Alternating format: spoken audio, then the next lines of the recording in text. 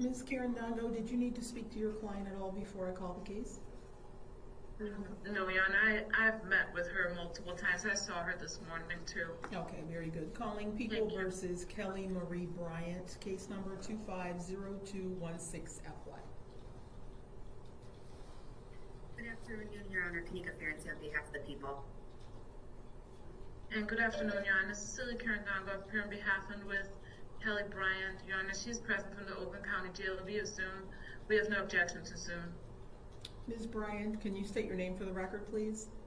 Kelly Bryant. Okay. Is that Ms. Bryant's hand in front of her face right Oh, now? yes. Okay, thank you. This is the time and date set for a probable cause conference on the 3 counts of first-degree child abuse. Ms. Karen Dongo, how did you want to proceed? Your Honor, I've had extensive conversations with Ms. Bryant as well as with Ms. Ferenczi. At this time, I'm in receipt of, I want to call it partial discovery. I have the written initial police report, which is, there's apparently a supplement that will be available for me today. And also I have the children's interviews. I was provided with those yesterday. I don't have anything else.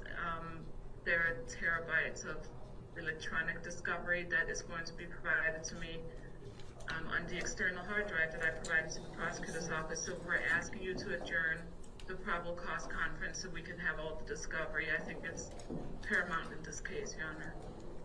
All right, can you pull something off the printer, please? Thank you. All right. And you discussed the 21 days with Ms. Bryant.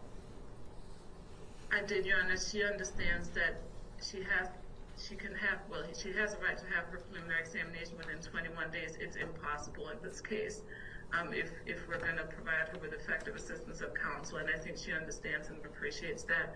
Our next court date would be set outside of that. She's not waiving her right to the preliminary examination, just to have it, I guess, at this time within the next week, and she's in agreement, Your Honor. All right, thank you. I will note that the 21 days is waived, not the right to the exam, but the right to have it within 21 days. I understand that there are still discovery issues pending. Before we get to the date, defense did file a couple of motions, and I will deal with those this afternoon as well. One was a motion to restrain pretrial publicity.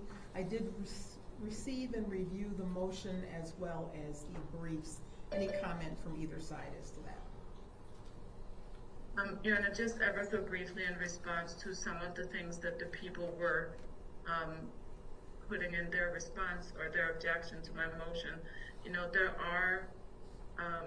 there's a lot of information that's already public information, meaning the court proceedings are open to anyone, certainly to the media. There's the register of actions that are public. There's a lot of public information. There's also already a lot of information that's been disseminated via social media and the Oakland County Prosecutor's Office. The issue I'm having is that the Oakland County Prosecutor's Office disseminated information that really is confidential information that they have had me sign a protective order for before I could receive it, which included the children's interview. They also requested initially that I sign an agreement to not disseminate anything of discovery nature to anyone, including my client, and I declined to sign that. But so they've asked me basically to not talk about this case or share it with anyone, but at the same time as saying that this is in the public interest. I don't think it's in the public interest to disseminate evidence that hasn't been admitted into court, and I don't think it's in the children's interest to disseminate any of that. The public can certainly be kept informed via the media when we have court proceedings, as well as, you know, what the public can look up on the public register of actions from court. So I don't see any public interest in the prosecutor's office continuing to hold press conferences and talk about this case, and, you know, including the Oakland County Sheriff's Office, which, you know, many of those deputies and detectives are assigned to this case. They're witnesses in this case. And the Oakland County Sheriff's Office continue to talk to the public about this case. I was especially disturbed by the fact that what looks to be a body cam from one of the deputies that were in the home has been disseminated all over social media before we've even had any kind of court proceeding. So I do think it's a proper motion. I'm asking that you grant it. All right, Ms. Ferenczi? Thank you, Your Honor. I do just want to respond briefly to both Ms. Karen Dongo's statements today and also her motion. I do want to be clear. Oakland County Prosecutor Karen McDonald held one press conference on February 19, 2025, after Ms. Bryant was formally charged. In that press conference, Prosecutor McDonald confined her statements to the already public information from the square to that morning. Prosecutor McDonald has not made any public statements about this case that has any potential to deny Ms. Bryant her constitutional rights. The statement about the video, I am not aware of what video Ms. Karen Donald is speaking of. From my understanding, we live in a social media era right now, and information and misinformation spreads very quickly. We did get reports that individuals in our community, not part of law enforcement, made unauthorized entry of the residents at issue in this case, and did record videos, take photographs, and posted their findings on social media that did have high views. And Your Honor, that vigilante activity does create a dangerous precedent and the potential of widespread distribution of misinformation. And Your Honor, I do believe that a gag order would prevent the prosecutor the ability to correct any sort of misinformation. This case has drawn a lot of public outcry, and a lot of that public outcry predated law enforcement's presentation of this case to the Oakland County Prosecutor's Office requesting charges. And the reason of that outcry is because the welfare of our community's children is a vital social movement. And the facts of this case rarely involve allegations of egregious harm to children. And Prosecutor McDonald has a duty to comply with the Michigan Rules of Professional Conduct. MRPC 3.6 and 3.8 expressly recognize that the public has an interest in and a right to know about cases as such. The prosecutor was acting within her authority and in good faith in making already public statements during the February 19th press conference. The issues that Ms. Karen Dongo brings up about this misinformation is the sole reason why it is important for the prosecutor's office to be able to check the misinformation and provide accurate information of what is happening in this case.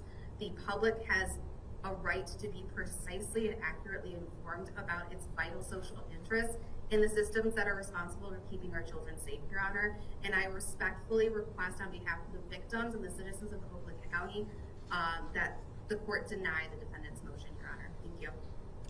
As I indicated, I did review both the motion and the briefs that were attached. And the court did review MCR 8.116D1 to evaluate whether a restriction on information or a gag order prohibiting discussion of the case with the media, whether that would be appropriate. And as you're all aware, the Michigan Court of Appeals has indicated that an overbroad or vague gag order constitutes a prior restraint on freedom of speech, freedom of expression, and freedom of the press. So this court would have to determine that the interest to be protected outweighs the right of access. Denial of access would have to be narrowly tailored to accommodate the interest to be protected, listing the specific reasons for limiting access. The initial charges against the defendant have already been presented. The prosecutor has held a press conference which was prior to the date of the arraignment. We are now at the probable cause stage, so it would appear that there should be no further need for such similar press conferences during the pendency of the case. A gag order, in this court's opinion, would be inconsistent with law, Michigan Rules of Professional Conduct, and the public interest. The Michigan Rules of Professional Conduct do provide guidance in this area, and those rules do permit a prosecutor to make statements that are necessary to inform the public of the nature and extent of the prosecutor's action and that serve a legitimate law enforcement purpose. The February 19th press conference that was referenced in the motion and the response was actually prior to the arraignment, which was February 20th. Now, massive, pervasive, and prejudicial publicity has been ruled in cases to interfere with an individual's right to a fair trial, but the mere existence of pretrial publicity does not automatically deprive the defendant or the prosecution of a fair trial. There are court rules and jury instructions jury instructions that can provide protection in these areas. So while this court will not be imposing a gag order, I'm simply instructing the parties to comply with Michigan rules of professional conduct and court rules during the pendency of this case. But should there come a point, while this case is within the jurisdiction of the district court where there's a massive, pervasive, and prejudicial round of publicity, this court will review the issue and make the appropriate determination at that time. At present, defendant's motion to restrain pretrial publicity is denied. Now, the defendant has been charged with 3 counts of first-degree child abuse, which carries a maximum penalty of life. The defendant is still, however, presumed innocent until proven guilty, and that brings us to defendant's next motion, which was a motion for reasonable bond. I did, for the record, have a brief bench conference with both attorneys as to that motion. And the court is willing to do an evaluation of appropriate pretrial release conditions.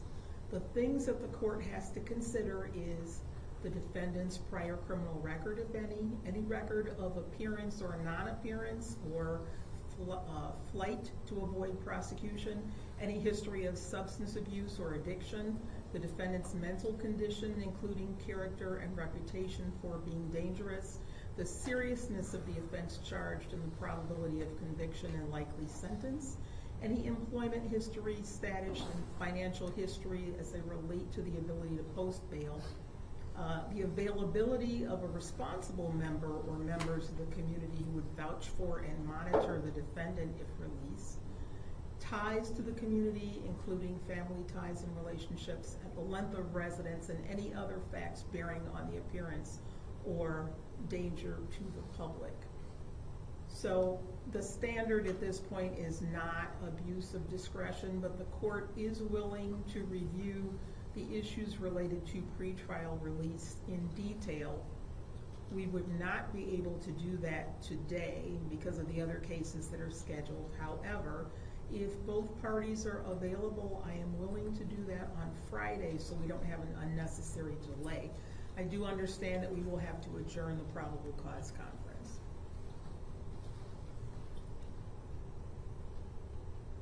Will this Friday at noon work for both parties? Yes, Your Honor. Yes, Your Honor. That will be on at noon, and that will be the motion for a reasonable bond, where the court will review it and make specific findings as to that.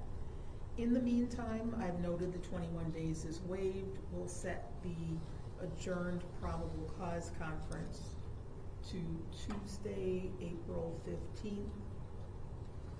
That will be at 2 p.m. For today's purposes, bond will be continued, but I will address it on Friday. Thank you, Your Honor. All right, anything else for the record on this case today? Your Honor, will the motion hearing be held via Zoom? It will be via Zoom, yes. Thank you. All right. Thank you. Thank you. You're all set. Bond is continued for today. Thank you.